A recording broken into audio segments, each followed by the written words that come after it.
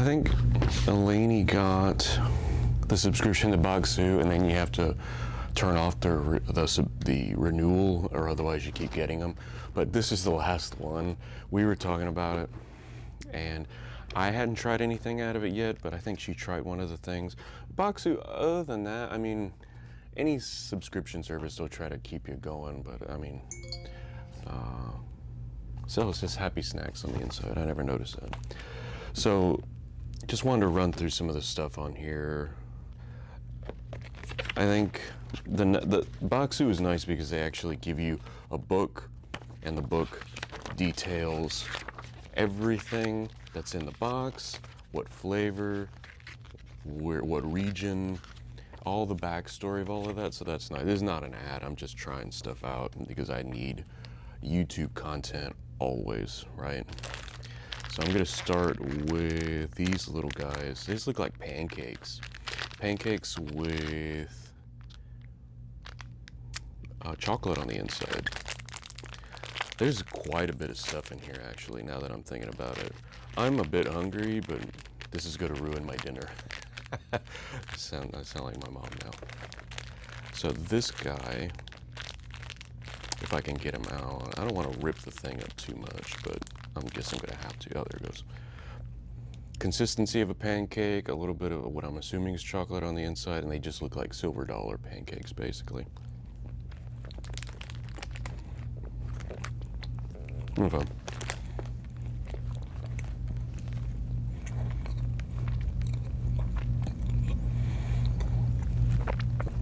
This tastes faintly like a Twinkie with chocolate on the inside, which is nice.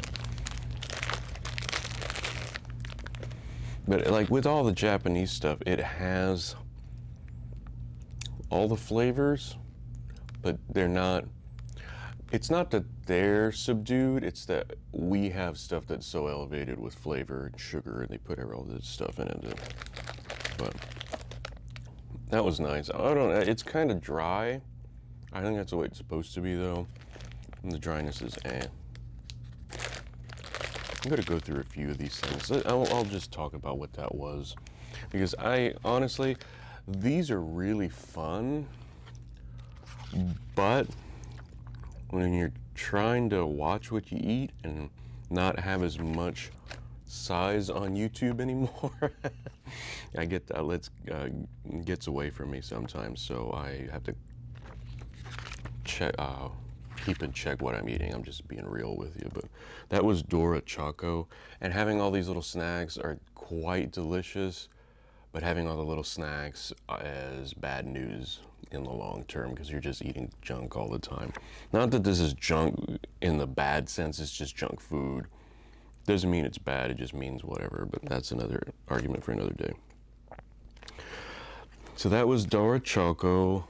That was just a cuter, compact version of a popular food stall snack in a dorayaki, Japanese treat, with two pancake-like castella cakes sandwiching a filling traditionally made of red bean paste. That was red. If that was red bean paste, it tasted more like chocolate. If that was red bean paste, that was very smooth red bean paste.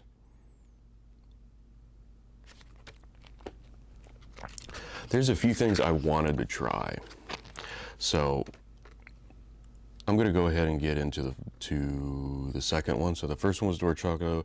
This is the second. This is the mala fried rice cracker, and it looks like it says it's spicy.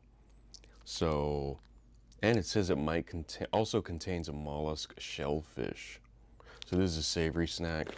I tend to prefer the savory snacks more so now. I still do. I have a really good sugar tooth, or bad, however you want to view it. Sweet tooth, not sugar tooth. Sugar tooth is the name of a band way back. Sweet tooth, but this is a savory.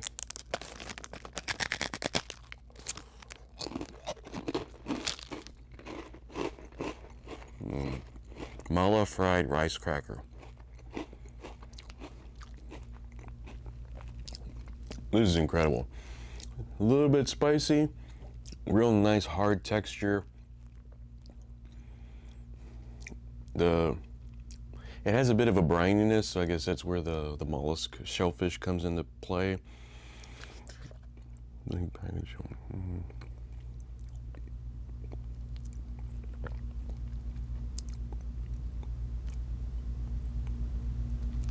It's a fried rice cracker. It's everything right there. So it's the big thing is it's spicy. The white, the inside is white. This mala fried rice cracker, this is my favorite thing now, out of everything. So I don't know. And that's the good thing about the Boxsu stuff. You'll run into stuff that you wouldn't think to try, but then you just really just are astounded by it. I'm gonna skip through a few more of these. There it is. There's the one thing above the page of the rice cracker that I just had. It is Beni Shoga fried Kaki Notani. This flavorful Notani features an unusual flavor, Beni Shoga, which is pickled ginger. So it's a pickled ginger that's like a, well, we'll see. Big, it's a big thing. Normally they're not that big. Normally they're, like this guy is very small, but this, it feels a little bit heavy too. Let's see what they look like. Didn't smell like much. It's not a strong odor. They look like Cheeto's little cousin, maybe. Very.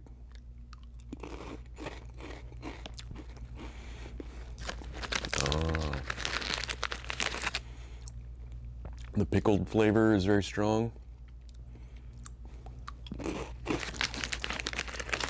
pickle hits you, then the ginger hits you.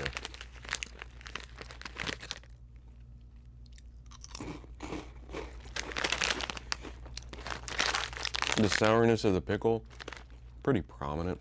Not in a bad way, but I honestly don't think I could eat the whole thing at one go. This is all for the fireworks festival. So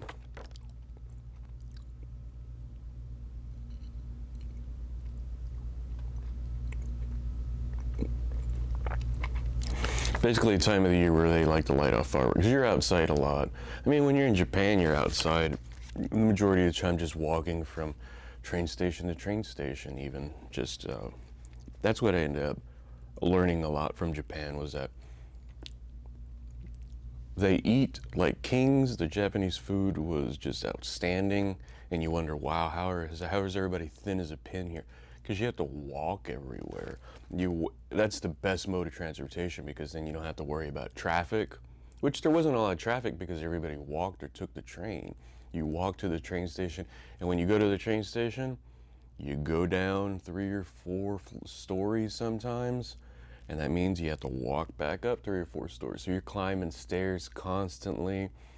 You're constantly just walking. I think on average we walked about 6 miles a day. Overall we did 81 miles over 12 days. One day I think we did, the first full day we did 13 miles. I walked 13 miles. And then when we started in Osaka, we went up to Nara, went over to Kyoto, down to Kobe, and back over to Osaka for the day. That was like 11 miles. So you're always walking. What's what walking's good for you. I try to walk as much as possible to try to keep some sort of a shape, keep my girlish figure. But you get stuff like this, and you go to like a 7-Eleven, you pick up an onigiri, you pick up some sort of a breaded snack or something like that, and wow, that's the thing about this type of stuff. It makes me think about that lifestyle and that part of the world, and it's not that long ago, I know. As of this thing, it's like a couple of months, so having stuff like this is just really great, because there's so many things to do and see and eat. More importantly, I didn't have time. We didn't have time to do it all, of course, but we did. For what we did, it was It was really great. So, I mean, stuff like, I don't even know what this is. I should have looked at the thing, huh? This is a savory cracker. It has a really nice flavor to it. Like a ginger soy type.